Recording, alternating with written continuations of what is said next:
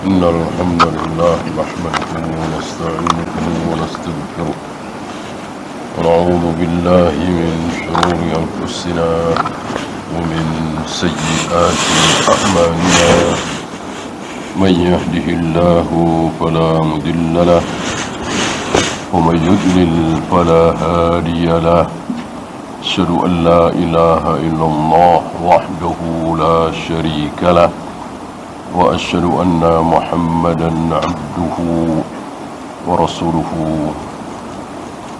وبعد. Kita melanjutkan fawaid dari ayat walladzina ja'u min ba'dihim yaqulun. Orang-orang yang datang setelah mereka, yang lahir setelah sahabat, itu maksudnya berdoa.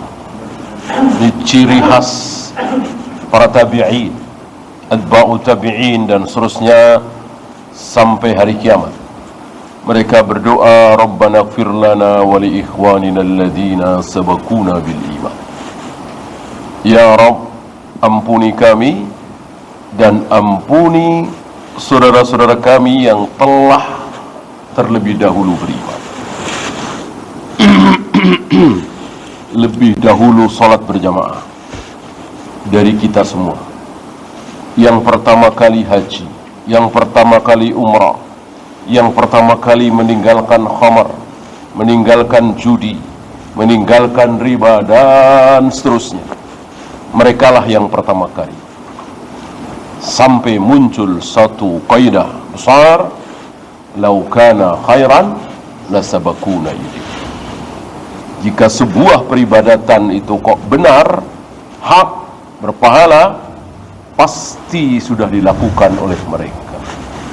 Tidak mungkin luput dari mereka. Ya, yang pertama sudah istimbat Imam Malik bahwa orang-orang Rafidah tidak mendapatkan bagian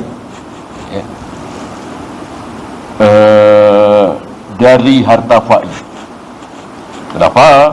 Karena orang-orang Rafidah tidak ada satupun dari mereka yang mendoakan seperti ini. Yang ada sebaliknya, mencaci, memaki, melaknat, mengutuk para sahabat. Mau Rafidah yang manapun, mau Ismailiyah, mau Isna Asyariyah, mau apapun, mau Zaidiyah, sama. Mereka berbeda dalam beberapa hal, adapun dalam membenci sahabat sama. Ya. Oleh karena itu, kalau ada orang Rafidah kok mencintai sahabat, batal Rafidah. Ya. Dia keluar dari Rafidah.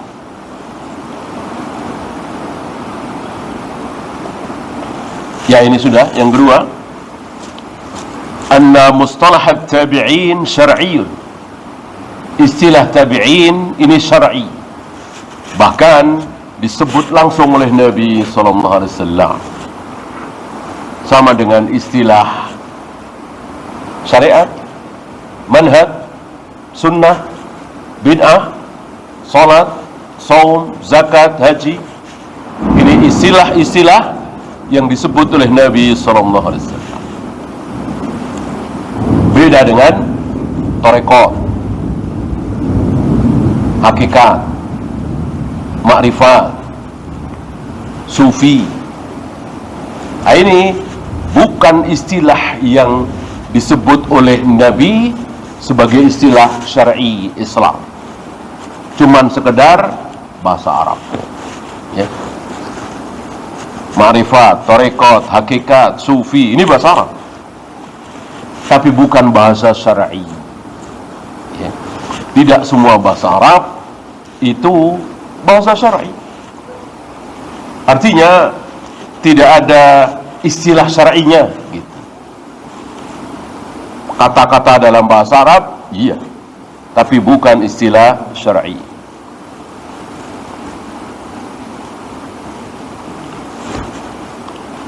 Hadis mana yang diambil oleh beliau bahwa Nabi menyebut kata tabi'in khair, qala Nabi alaihi salatu wassalam khairut tabi'in Uwais Al-Qarni. Sebaik-baik tabi'in adalah Uwais Al-Qarni. Ada kata-kata tabi'i, maka ini istilah syar'i.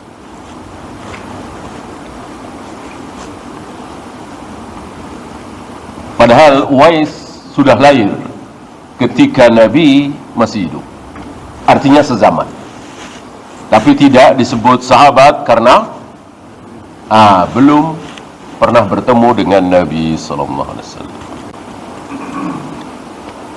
atau mungkin masih sangat kecil ya. Al-ayatu, ini yang ketiga. Al-ayatu dalilun ala wujubi mahabbati ashabin Nabi sallallahu alaihi wasallam. Ayat di atas merupakan dalil bahwa mencintai para sahabat adalah, hukumnya adalah wajib. Maka ketika kita tidak mencintai mereka, berarti membenci mereka haram, bahkan terancam kufur. Walaupun yang sampai ke telinga kita itu keburukan, maka kita tundukkan akal kita. Kok Muawiyah begitu ya? Dipanggil oleh Nabi 3 kali, dan dia tahu Nabi yang memanggil, kok nggak datang ya? Masih makan ya? Oh, Muawiyah ini nggak baik. Jangan. Tundukkan akal kita. Jangan sampai hal itu menyebabkan kita membenci Muawiyah. Sebab kalau kita membenci seorang sahabat, dosa, bahkan terancam kufur. Ini kalau kita tidak tahu. Kalau tahu, alhamdulillah, kan sudah kita bahas. Ketika Nabi marah kepada seorang sahabat, ketika Nabi mencaci seorang sahabat, ketika Nabi mendoakan buruk seorang sahabat, maka itu diganti oleh Allah, diganti menjadi kebaikan. Allah sudah mengikat perjanjian, memohon kepada Allah bahwa aku manusia ya Allah, bukan malaikat. Artinya seandainya satu ketika aku marah kepada seorang sahabat, seorang muslim yang di zaman beliau kan sahabat, mendoakan buruk mereka, mencaci mereka, mengutuk mereka, maka gantilah dengan kebaikan ya Allah. Dan doa Nabi ini sudah dikabulkan. Maka setiap kali Nabi mencaci maki sahabat ketika beliau marah karena satu dan lain hal, maka itu adalah kebaikan. Ini banyak yang tidak faham. Maka hadis riwayat yang menceritakan tentang Muawiyah dipanggil 3 kali nggak datang-datang itu dijadikan kesimpulan bahwa Muawiyah itu buruk, akhlaknya buruk, tidak taat pada Nabi sallallahu alaihi wasallam. Itu sebuah kesimpulan yang salah. Wa min lawazimi mahabbatihim al-istighfaru lahum was-sukut. Dan konsekuensi dari cinta kepada para sahabat adalah mendoakan, was-sukut, dan diam. Maksudnya diam terhadap aib sahabat, dosa sahabat, kesalahan-kesalahan sahabat. Kan sahabat bukan malaikat, nggak mungkin tanpa salah, tanpa dosa, tanpa aib. Pasti ada. Diam kita. Kalau toh mau membahas dari sisi ilmiah seperti tadi, ya kan itu dibahas oleh Imam Muslim, dibahas oleh Imam Bukhari, maksudnya diriwayatkan kan, tapi diberi catatan, dijelaskan bahwa ini dirubah menjadi kebaikan, dan begitu seterusnya.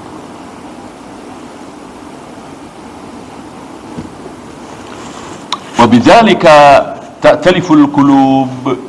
Dengan demikian hati itu akan lembut, tidak kemudian kasar, membenci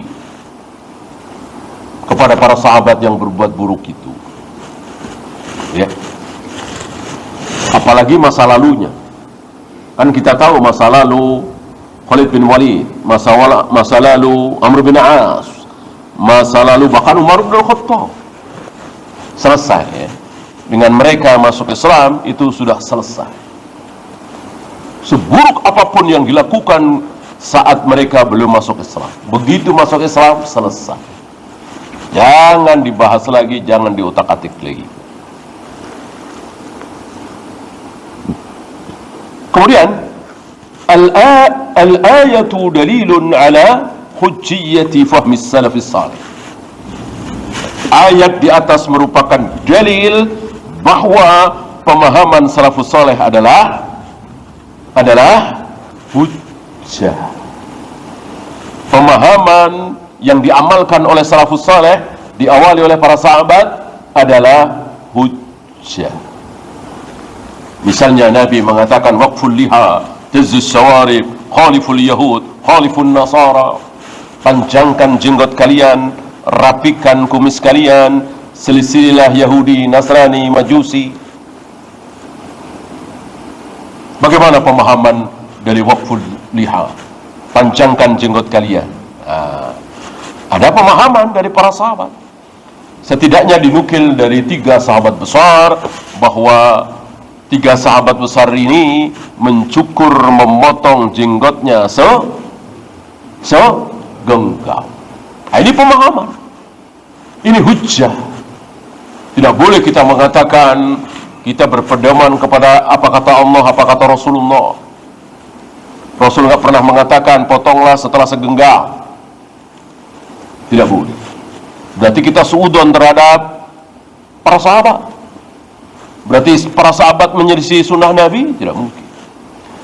Kalau 3 sahabat besar ini menyelisihi sunnah Nabi, melanggar sunnah Nabi, melakukan hal yang haram, yaitu memotong jenggot setelah segenggam, tentu Anas bin Malik tidak akan diam, Aisyah tidak akan diam, Muawiyah tidak akan diam, dan lain-lain para sahabat. Nggak ada riwayat, nggak ada dinukil riwayat bantahan para sahabat terhadap 3 sahabat besar ini.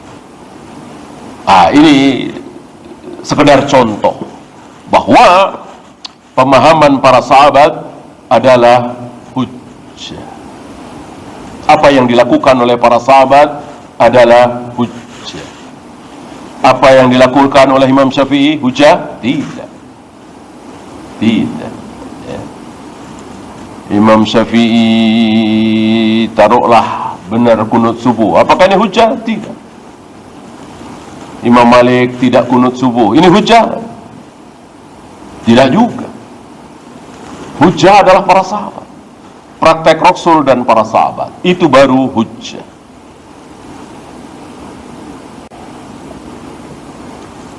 Maka ketika antum meyakini sebuah amalan ibadah, kok datang berita, oh Syekh Albani nggak kayak gitu, ya apa urusannya? Syekh Albani nggak kayak gitu, ya apa urusannya? Syekh Albani bukan hujjah gitu. Ketika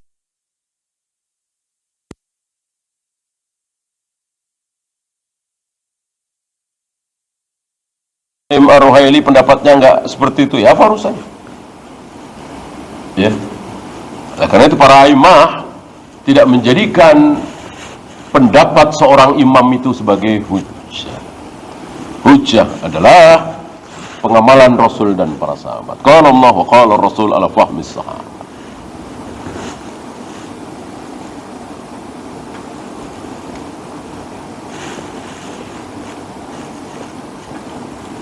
Ala man ba'dahum, terhadap orang-orang yang hidup setelah mereka. Jadi orang-orang yang hidup setelah para sahabat itu tidak bebas. Tidak bebas. Dia harus mencontoh para sahabat. Maka menjadi kebiasaan para imam ketika berdakwah, ketika menyampaikan hujjah, ketika membantah firqah-firqah dalal, yang engkau ucapkan diucapkan oleh para sahabat. Gitu.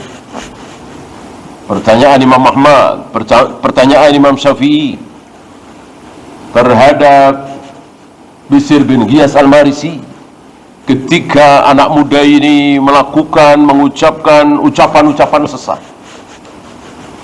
Pertama, ada yang engkau ucapkan ada di Al-Quran? Dijawab dengan jujur, tidak.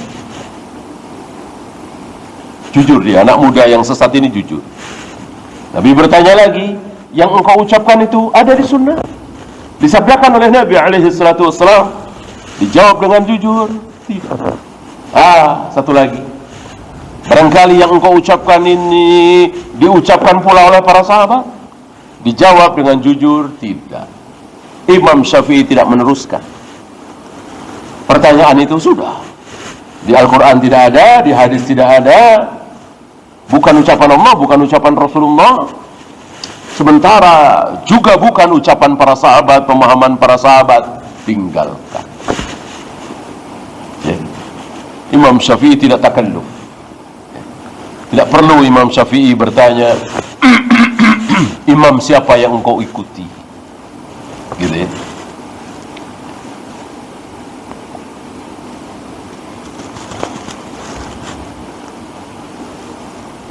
Li'anna man ba'dahum umiru bittiba'ihim, karena orang-orang setelah para sahabat diperintahkan untuk mengikuti para sahabat, diperintahkan untuk mengikuti para sahabat, dan wajib.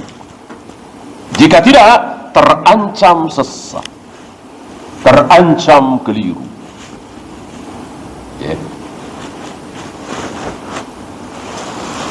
Jika para sahabat mengucapkan, jangan ragu-ragu. Taqabbalallahu minna wa minkum. Ini diucapkan oleh para sahabat setelah salat Id. Jangan ragu-ragu mengikuti. Minal aizin wal faizin. Ini tidak ada riwayat para sahabat mengucapkan kalimat ini setelah salat Id. Maka jangan mengucapkan.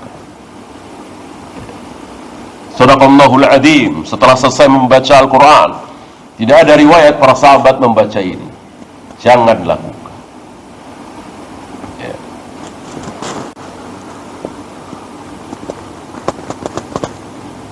Termasuk puasa Arafah. Apakah para sahabat selalu berbarengan dengan wukuf di Arafah? Ini pun kita ikuti. Kalau para sahabat ada riwayat puasa Arafah berbeda dengan wukuf di Arafah, ya tentu jangan ragu. Tapi kalau tidak ada riwayat, berarti kembali kepada hukum asal Rasul dan para sahabat. Puasa Arafah selalu bersamaan dengan wukuf di Arafah. Li'anna sabila salaf huwa sabilul mu'minin. Karena jalan yang telah ditempuh oleh para salaf, para sahabat, itulah sabilul mu'minin. Wa man yattabi' ghaira sabilil mu'minin. Allah mengucapkan seperti itu di surat An-Nisa, kan? Wa man yushaqiqir rasula min ba'di ma tabayyana lahul huda. Barang siapa yang tidak mau mengikuti Rasul, mengikuti Nabi setelah hujah datang. Nih, Rasul mengharamkan makan minum dengan tangan kiri. Nih, Rasulullah tidak pernah kunut kecuali witir dan nazilah. Nih, Rasulullah mengharamkan riba. Nih, Rasulullah mengharamkan bersandar ke belakang dengan tangan kiri satu. Sampai hujah itu kepada dia, tapi dia tidak mengikuti. Wa yattabi ghaira sabilil mu'minin, dan dia tidak mengikuti jalannya orang-orang mukmin. Berarti ada dua kelakuan, ada dua perilaku. Satu, tidak mau mengikuti Rasulullah. Yang kedua, tidak mau mengikuti jalannya orang-orang mukmin. Orang-orang mukmin yang mana? Tentu orang-orang mukmin yang hidup ketika ayat ini turun. Jelas ya? Jelas kan? Maka para tabi'in, atba'ut tabi'in, apalagi kita semua nggak masuk di sini. Nggak masuk di sini. Karena sebagian saudara kita memahami zahir lafaz, tidak mau mengikuti orang-orang mukmin. Orang-orang mukmin berarti mayoritas kaum muslimin sedunia. Ya, kalau di Indonesia ya mayoritas kaum muslimin di Indonesia itu kayak apa? Harus diikuti. Tentu rusak pemahaman ini, sangat rusak. Jadi beda-beda nanti agama. Mayoritas kaum muslimin Mesir itu gimana? Kita ikuti kalau kita di Mesir.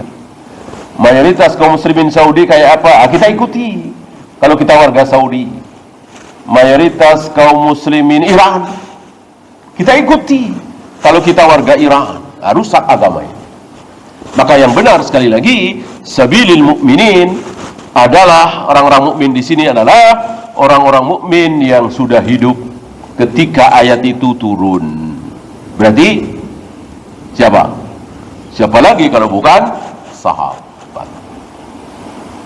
Maka jelasnya ayat tadi adalah barang siapa yang menyelisihi Rasul dan para sahabat setelah hujah datang. Ya. Apa ancaman dari Allah? Dua. Apa yang pertama? Nuwallihi ma tawalla. Akan kami palingkan kemana dia mau berpaling. Akan kami sesatkan kemana dia mau sesat. Mengerikan itu. Jadi Allah sesatkan sekalian. Maka dia berada dalam keyakinan bahwa itu benar. Maka orang-orang Mu'tazilah meyakini bahwa ajaran Mu'tazilah itu benar. Orang-orang Asy'ariyah meyakini bahwa Asy'ariyah lah yang benar. Orang-orang Maturidiyah, orang-orang Jahmiyah, Jabariyah, semua meyakini bahwa pendapat mereka adalah benar.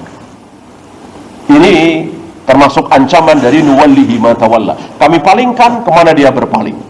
Kami sesatkan kemana dia mau sesat. Wa nuslihi jahannam. Ancaman kedua, kami masukkan dia ke dalam jahannam. Ancaman berat bagi orang yang tidak mau mengikuti manhaj para sahabat.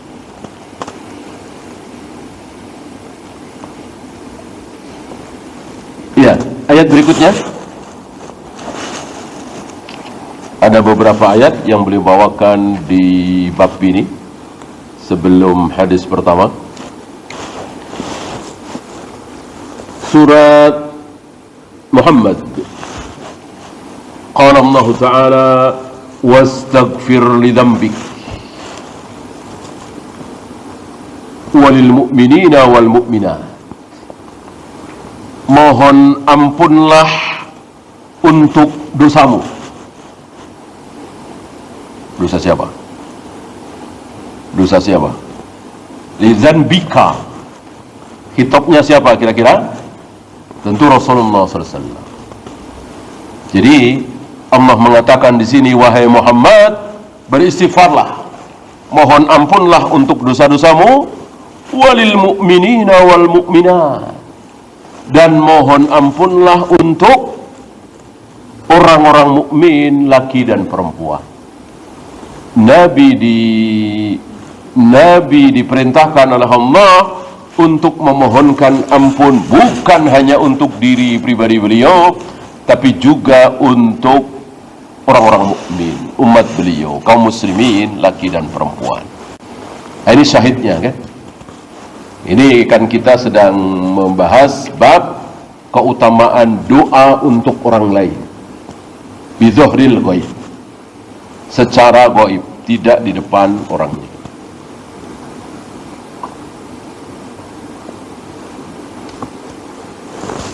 Muncul pertanyaan barangkali, kenapa manusia sesuci beliau, setakwa beliau, semulia beliau, sedermawan beliau, serajin beliau dalam beribadah, sampai disaksikan oleh Aisyah, saking lamanya Nabi berdiri sampai telapak kakinya membesar, bengkak. Ya. Manusia sesempurna itu kok masih disuruh beristighfar? Mana kita ya, masih disuruh mohon ampun kepada Allah. Apa iya beliau berdosa, dosa besar? Ya, maka dijawab oleh beliau dengan 3 jawaban. Ya.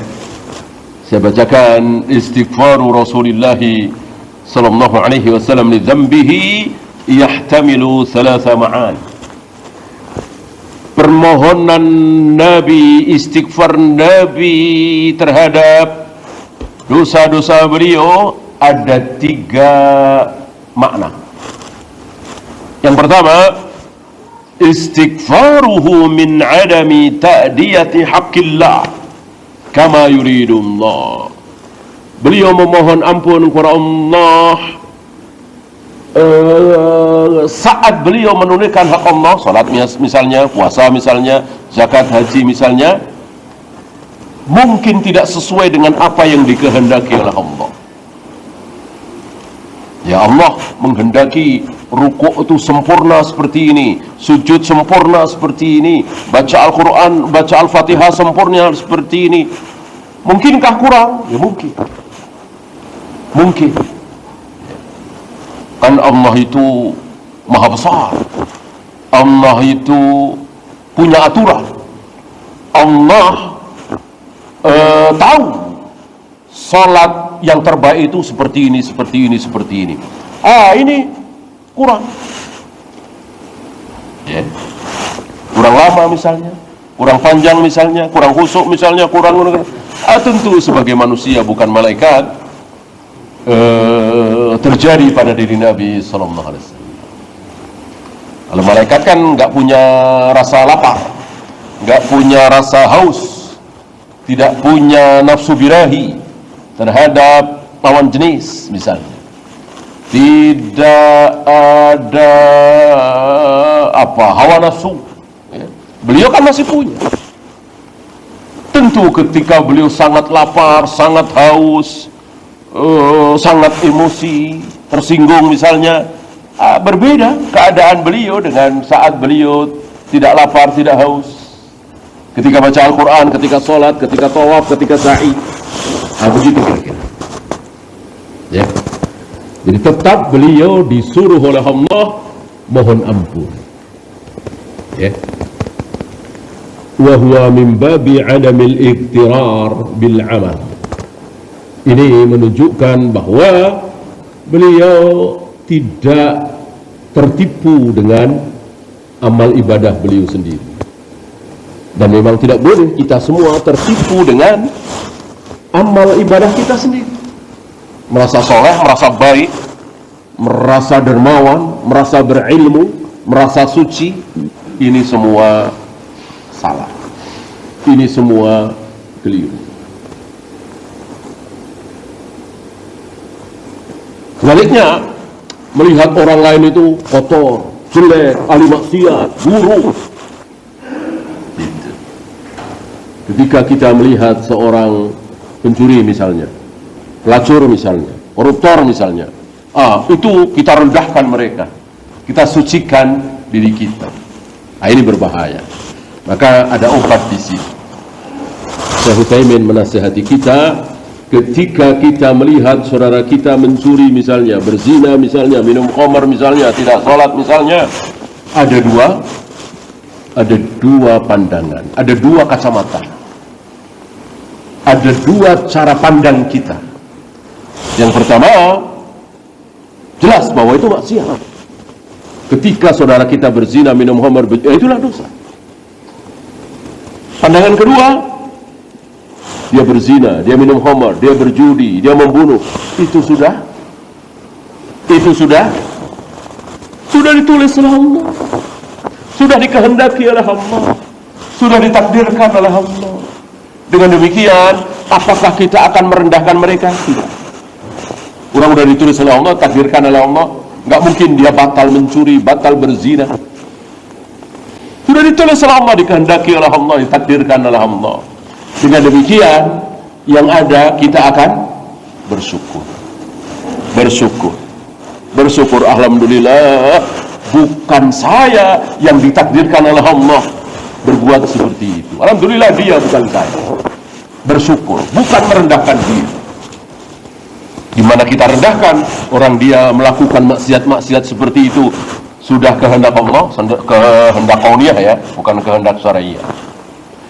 Itu merupakan takdir dari Allah, tulisan dari Allah di Lauh Mahfuz 50.000 tahun sebelum Allah menciptakan langit dan bumi. Nah, begitu kira-kira. Ini nasihat beliau yang insya Allah akan mengurangi rasa kesombongan kita. Bahkan insya Allah menghilangkan kesombongan kita, merasa besar, merasa suci, merasa soleh. Padahal cuma ditakdirkan. Apa keahlian kita? Apa hebat kita? Salat kita, puasa kita, sedekah kita, baca Al-Quran kita, semua sudah ditakdirkan oleh Allah. Nah, kehebatan kita apa? Cuma melakukan apa yang telah Allah tulis di Lauh Mahfuz. Maka bergembira kita, berbahagia kita, bersyukur kita. Begitu.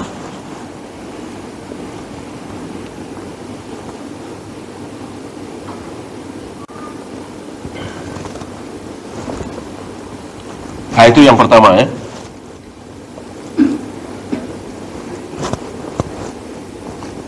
Kemudian beliau membawakan ucapan Nabi SAW saat ditanya oleh Aisyah, ketika Aisyah melihat kedua telapak kaki beliau bengkak karena terlalu lama sholat malam.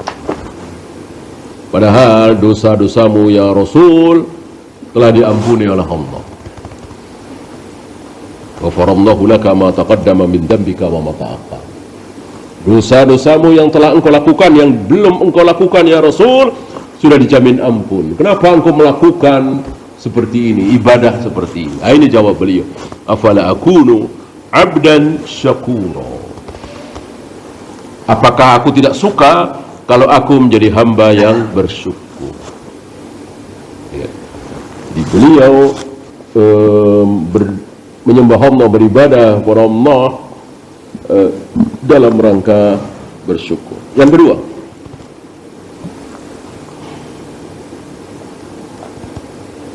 kenapa manusia sesuci beliau masih disuruh mohon ampun? Alasan kedua, istighfaruhu ayyaqa'a minhu dhanbun wa hadha min babi adami amni makrillah.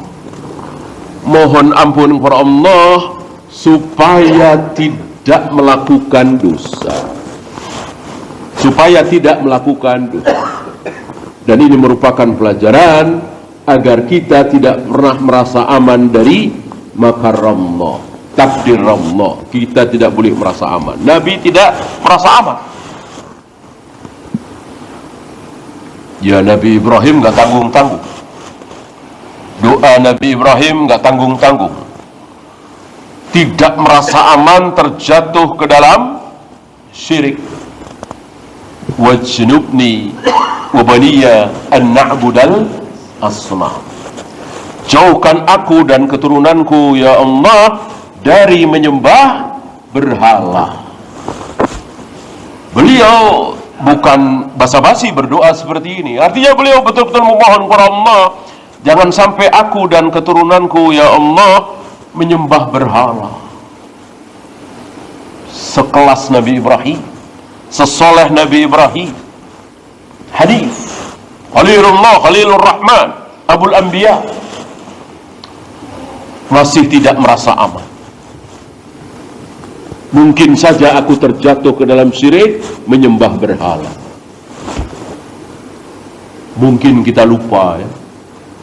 Kita sering berdoa kepada Allah, ya Allah turunkanlah hujan, ya Allah hentikanlah hujan, ya Allah masukkan aku ke dalam surga, selamatkan aku dari neraka.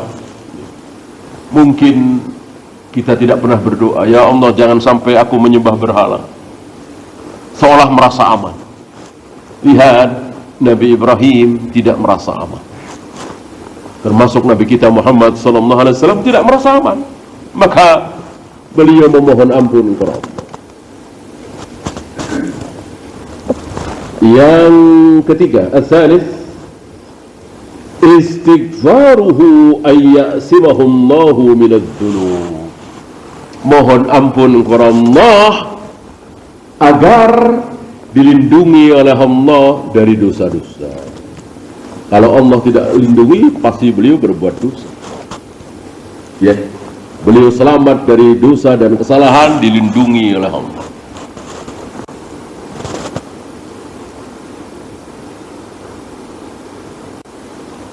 Ada riwayat ketika beliau pernah bercerita ya, menceritakan keadaan beliau waktu mungkin remaja ya, mungkin belasan tahun, jauh sebelum beliau jadi nabi tentunya. Mau pergi ke satu tempat, di situ ada ya, kalau kita sekarang mungkin hiburan lah, apalah ya, bersama anak-anak remaja, tontonan apa. Itu Allah lindungi beliau. Allah bikin beliau belum sampai tempat itu lelah dan mengantuk dan tertidur sampai pagi. Ya. Dari sini kita tahu bahwa para nabi, para rasul dijaga oleh Allah dari kecil. Dari kecil. Apa? Akhlak. Kalau ibadah ya tentu tidak. Ya beliau kecil kan nggak sholat, nggak puasa ya. Akhlak. Maka tidak ada satupun nabi dan rasul mantan pencuri, mantan pemabuk, mantan pezina, mantan penjudi, tidak ada. Atau buruk akhlaknya, buruk perangainya, emosian, penipu, kalau bicara meledak-ledak, gitu ya, ingkar janji, tidak. Di akhlak para nabi, para rasul dijaga oleh Allah dari mereka kecil. Ya. Adapun kesalahan dosa-dosa dari setelah menjadi nabi, menjadi rasul. Maksudnya telah diwajibkan puasa misalnya, diwajibkan sholatnya, nggak mungkin seorang nabi meninggalkan sholat, meninggalkan shaum ketika diwajibkan.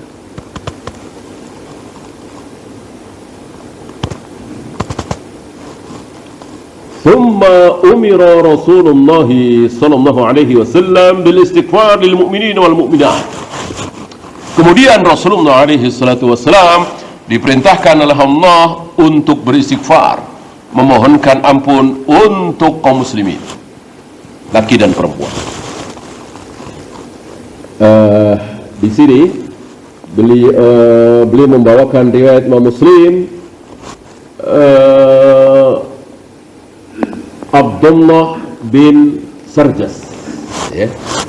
Ini seorang sahabat ditanya oleh Asim. Dia meriwayatkan Ra'aitu an-nabiyya sallallahu alaihi wasallam wa akaltu ma'ahu khubzan wa lahman. Aku melihat Nabi sallallahu alaihi wasallam, bersama Nabi sallallahu alaihi wasallam aku pernah memakan roti, daging bersama beliau. Asim bertanya, istaghfara laka an-nabiy sallallahu alaihi wasallam? Apakah Nabi sallallahu alaihi wasallam memohonkan ampun kepada Allah untukmu? Dijawab oleh sahabat ini, na'am, iya. Walaka apa? Dan mendoakan ampun pula untukmu, gitu. Bukan untuk aku saja, tapi juga untukmu. Padahal kan nggak kenal. Ya mungkin si Asim kaget. Memang Rasulullah kenal sama saya, kan belum pernah bertemu saya, masa mendoakan saya? Ya. Dijawab oleh sahabat ini, Abdullah ini, dengan ayat tadi, wastaghfir li dzambik walil mu'minina wal mu'minat. Wahai Muhammad, mohon ampunlah untuk dosamu dan untuk kaum muslimin. Engkau kan termasuk kaum muslimin. Inilah pemahaman para sahabat. Mirip-mirip Ibnu Mas'ud ketika ditanya oleh Ummu Yaqub saat Ibnu Mas'ud menyampaikan Allah mengutuk, melaknat wanita-wanita yang mencukur alis, mengikir gigi, mentato badan, menyambung rambut dan seterusnya. Dikutuk, dilaknat oleh Allah. Ummu Yaqub bertanya, aku baca Al-Quran dari awal sampai akhir. Aku baca Al-Quran dari awal sampai akhir. Aku tidak dapati kutukan Allah, laknat Allah seperti itu. Gak ada Al-Quran yang aku baca Allah mengutuk, melaknat wanita-wanita seperti itu. Ibnu Mas'ud mengatakan, lau qara'tihi lawajadtihi. Kalau engkau betul-betul baca, akan engkau dapat. Lalu Ibnu Mas'ud membawakan ayat di surah Al-Hasyr, ya. Wa ma ataakumur rasulu fakhuduhu wa ma nahakum anhu fantahu. Apapun yang Nabi perintahkan, taati. Apapun yang Nabi larang, jauhi. Itu kan kata Allah. Yang mengatakan Allah mengutuk wanita yang begini-begini siapa? Nabi SAW. Begitu kira-kira. Allahu a'lam. Ya, silakan azan dulu. Sallallahu ala Muhammadin sallallahu alaihi wasallam wa akhiru da'wana alhamdulillahi rabbil alamin.